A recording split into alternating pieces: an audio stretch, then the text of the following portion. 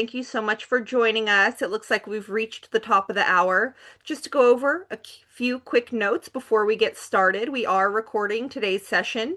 Uh, After the session's over, Alyssa will be getting in touch with you. If you are interested in getting a copy of the deck or a link to the recording, we can absolutely get that out to you. Just let us know and we'll be happy to send it your way.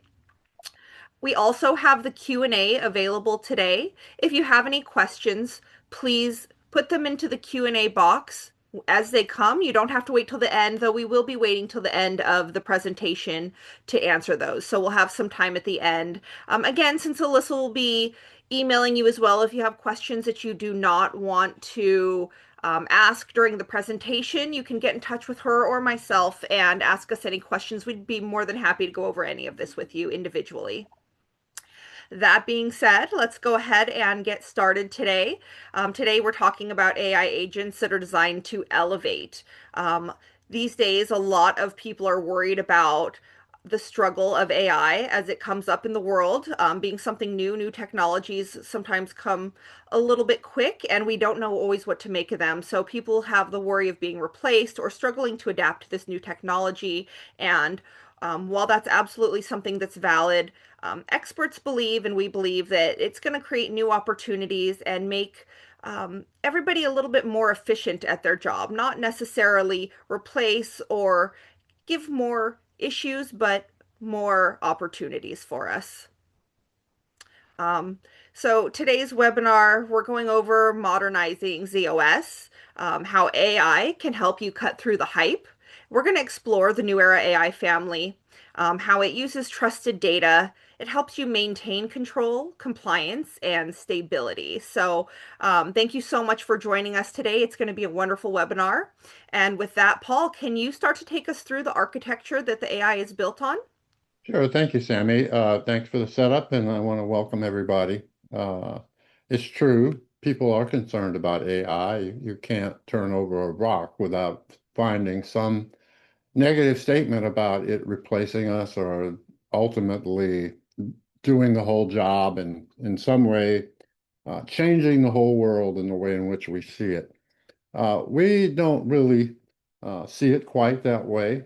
Ours is more oriented towards the agent side of AI, where we build individual tools that can be used to assist system programmers in the performance of their job, their workflow, if you would. And as we see it, there are essentially 5 steps to that. Backing up, leveling up, firing up, linking up, and a new one, which I'll introduce at the end, tuning up your ZOS systems. And so each one of those is a discrete action, but the AIs that we have can actually cooperate with one another to provide a sort of gestalt that gives a bigger set of skills and support to your system programming workflow. So let me tell you how these AIs work, because I want to differentiate them from large language models or generative AI, which we hear so much about. The first thing is that all AIs essentially are focused on solving real-world problems, complex problems. There would be no reason for anyone to spend any effort on whether it was rule-based or algorithmically based, or whether it was uh, supervised in its training or not supervised. There'd be no reason to invest in that unless the problem that was being addressed was something complex. And that complexity requires that the AI have access to data, lots of data, in order to be able to arrive at conclusions. In our particular case, we offer rule-based retrievers, as they are called, and they've been around for quite some time. And many of them embody themselves in what we have up until the last year or two considered just to be system programs or utilities that function in a ZOS environment. We've refined and honed ours to take advantage of their foundation as rule-based, and also because of their retrieval components, that is, their access to that very important ZOS data that's necessary for them to apply their rules against. And so as we begin this, first understand this is not an LLM. This is not something that's trained on data from the internet. This is something that is trained by a data scientist at NewEra, supervising that training to resolve specific issues or to focus on specific issues that can be addressed from data retrieved from a real running ZOS environment in real time. Again, these are rule-based retrievers. These retrievers, much like any other LLM, will ultimately produce a finding, some form of prediction. What separates rule-based implementations of AI from the other forms of it is that its findings are fact-based. That is, they can be traced back to specific rules within the model itself to determine whether or not it may have failed in its performance or that it is doing a great job and needs to be enhanced. That ability to be able to trace a specific finding back to the specific code that produced it within the model is a distinct advantage of rule-based systems. LLMs and generative AI don't have that capability. Typically, if you listen to lectures about them, you'll hear the authors and the data scientists say, well, our answers are really probabilistic. That is, that there's probably a 98% chance we got it right, but it's that 2% that really would drive you crazy if you were attempting to apply this to a ZOS environment in order to predict whether or not an IPL would occur at some future point in time or could occur correctly at some future point in time. So the difference here is the predictive capability. Our predictions are fact-based, can be traced back to their origin. LLMs have the problem of using or creating predictions which are problematic because of their dependence on algorithms. And so the question then becomes, are we doing something smart? That is, we took this complex problem, we passed it through an AI of some kind or another, and the answer came out the end as a prediction. And is it smart? Is it something that we can rely on? And this brings into play you as the individual who has to make that judgment. And you are often referred to as a data scientist. Quite often in the development of AI models, this the data, excuse me, a decision scientist. Quite often in the development of an AI model, a data scientist will rely on the feedback from a decision scientist as to whether or not the model is producing something smart or whether or not it needs to be refined even further. Perhaps more data, perhaps more cycles, perhaps more layers. Whatever it is that might help to improve an LLM as an example. But in our case, those decisions can be made by our data scientists and they can be refined in your environment to fit the requirements that are necessary for you to judge our findings as having done something smart. Those findings or predictions need to lead to some form of action, making a change of some kind, making an opportunity for further investigation into a specific problem area, all of which has to be based on facts, not probability, but facts. And our approach to this is to use fact-based models in order to produce those kinds of findings. So as we go through this, please keep in mind that you play a very specific role in this whole process of being the one who has to judge whether or not what we are going to do for you resulted in something smart that could lead to actions that you were confident in. So the first one that we have up that we'll want to discuss today is TCE AI. And many of you may be familiar with the control editor. It's a broad-based system utility that performs a number of different tasks.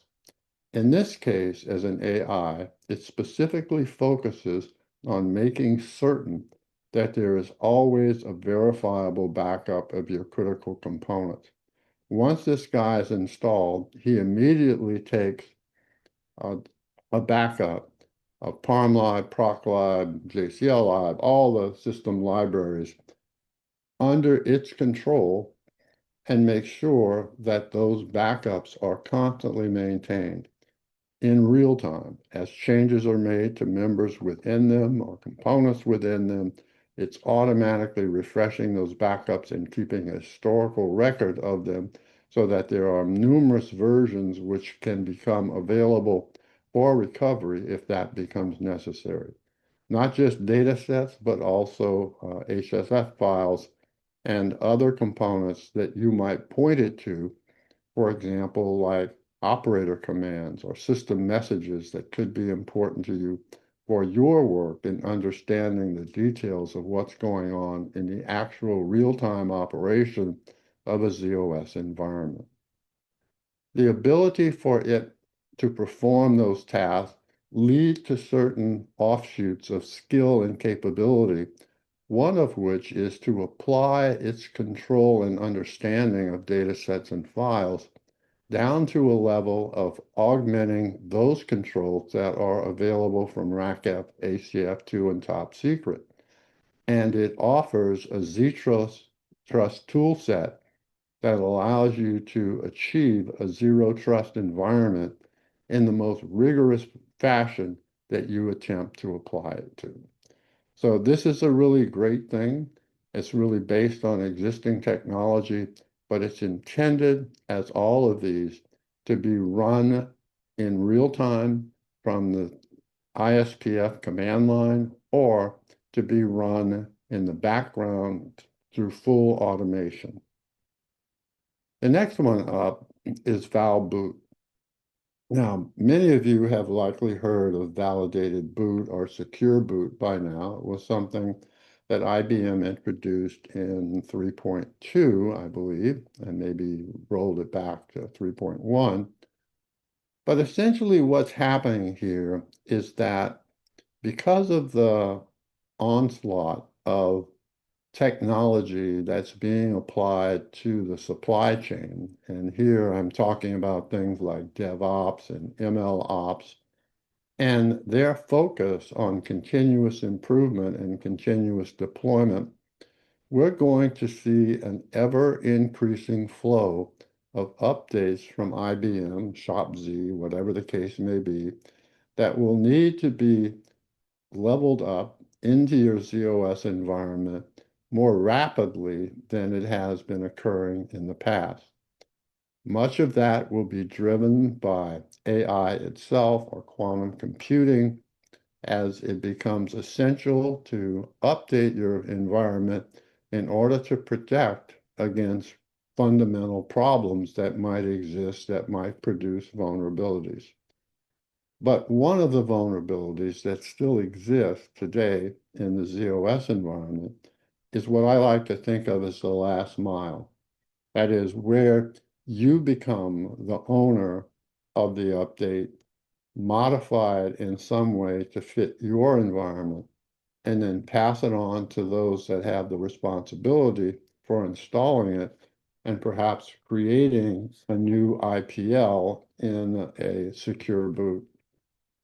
The process, which is sometimes referred to as the clean room, requires that in that clean room environment, which is highly isolated and highly secure, that there be a set of key rings and certificates, permits and profiles, and even PKDS components that protect the individual components that you will pass forward by signing them. That is, each and every component, each module is signed by a certificate that contains a key, that key having to be passed on to those that operate the HMC so that they, in fact, can validate each of those components as they're installed in a new ZOS environment using a new bootloader that's part of this overall picture. Clearly, experience with key rings and certificates and creating them individually for individual signers is not an easy task. It can be quite daunting. And what this particular AI knows is what was documented by Kevin McKinsey in a white paper that he created that outlined the best practices for creating creating the um, okay, I'm having one of those moments now, creating the clean room, and within that clean room environment, building that environment of validation that would appropriately create the key rings and certificates and the other things that are necessary. So its superpower, if you would, is understanding that white paper and being able to apply those best practices and to ultimately deliver to you an environment that can be used for creating those components so that they can be used in a secure boot. The next one is IPL Check AI. This guy is probably the most famous of all of our AIs at this particular point in time. And his job, essentially, is relying on the foundation of image focus to work in cooperation with the IBM Health Checker for ZOS to constantly monitor the IPL path for any specific problem that might occur that could potentially prevent an IPL in the future. And amongst those problems that could be presented are dynamic changes. That is, changes which occur dynamically during the life cycle of an IPL that need to be hardened back into the configuration before an attempted new IPL takes place. Those conditions that change things, those dynamic changes come as a result of operator commands of one kind or another, and sometimes they go overlooked and can lead to a failure in the next IPL cycle or lead to a loss of functionality during that cycle itself. In addition, because of its close cooperation and controlled by the IBM Health Checker for ZOS, it also has access to all of the exceptions that are being reported by the health checker. And the combination of those two, that is the findings from image focus and the exceptions from the health checker, provide a great view of the current health and status of any ZOS image that can assist you in exploring and fixing problems before they impact the next attempted IPL. The next one, newly announced about a month ago, is CERT Intel AI. Once we have the system up and functional, that is, we have gone through the backup process, we have gone through the validated boot process, we've gone through the process of monitoring the IPL path, and everything is fine, we know that our ZOS mainframe host is not just sitting there, it's attempting to talk to the rest of the world. And it does that essentially through digital certificates. And what CERT Intel AI is capable of doing is helping you to manage the process of digital certificates themselves. One of the most important and critical items is one that's often spoken about in the C-suite, which is, do we know the overall health of our certificate resources? Do we know keys that have expired or will expire? Do we know certificates that might be weak given the new algorithms that are potentially available to defend us against things like quantum and AI. Do we have a plan for implementing those new key strengths? What about key rings? Do we have any that have fail certificates on them? All of these questions that can be raised about key rings and certificates are the starting point for Cert Intel AI.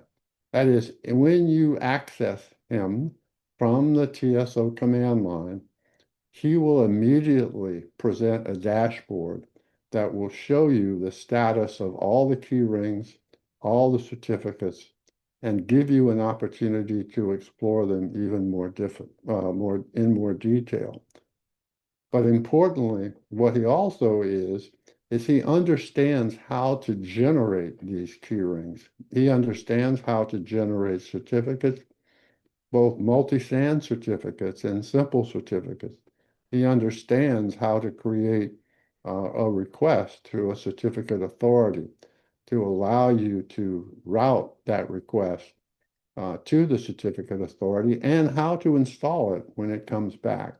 So he has all the knowledge that's necessary to explore your certificate resources in great detail, but also at the same time to give you the facilities that are necessary for generating key rings and generating certificates as they are needed. And I point out that as we go forward, the life cycle of certificates is going to become shorter and shorter. And it's possible within the next year, we may see a halving. And within the next 3 years, we may see a quarter of the useful lives that we have been familiar with over time. So the cycle is going to increase, and the need to be able to manage, monitor, and understand that cycle is going to become increasingly important. Of course, there's always the problem of tuning up. That is, how essentially do we get from one release of ZOS, let's say 3.2, to 3.3 when it becomes available to us? What are the steps that have to be taken in order to make sure that we can take actions that are necessary in order for us first to understand that our 3.2 environment is clean, efficient, and operating as expected. And then once that platform, that base is there, what do we need to do in order to be able to take that next step? What are the changes that might need to be taken to ParmLab as an example? The members, the some 80 plus members that are in it, what about changes to their syntax? What about obsolete members that will no longer be useful? How do we understand and evaluate that quickly and efficiently? That's what Z TuneUp AI is really all about. He's intended to help us to take that last step to be able to make sure that not only can we back up, level up, and fire up, link up, but we can also tune up our systems when we need to be able to do that. And it can be applied individually to a specific LPAR, or it can be applied to all the LPARs that are sharing a common sysplex. We expect to have a webcast in late June that will deal with its introduction and its details. I can tell you now that it is quite specific to the individual components that you would find in both ZOS and its subsystems. But not only ZOS, but JES, VTAM, TCP/IP, all of the ZOS aids like the health checker, HSM, all of those individual components, and the components of what we consider to be IPsec, which would include Servaught as well as Paget. So all of those are in there, included with it, and we think it will be quite robust and something that you should look for and hopefully attend in June, at the end of June on the 23rd and the 25th. Okay, so we're not going to do a demo today, which is what we normally do. But because we have five of these little guys now to deal with, uh, that would essentially just take too much time and would not do justice to any given one of these.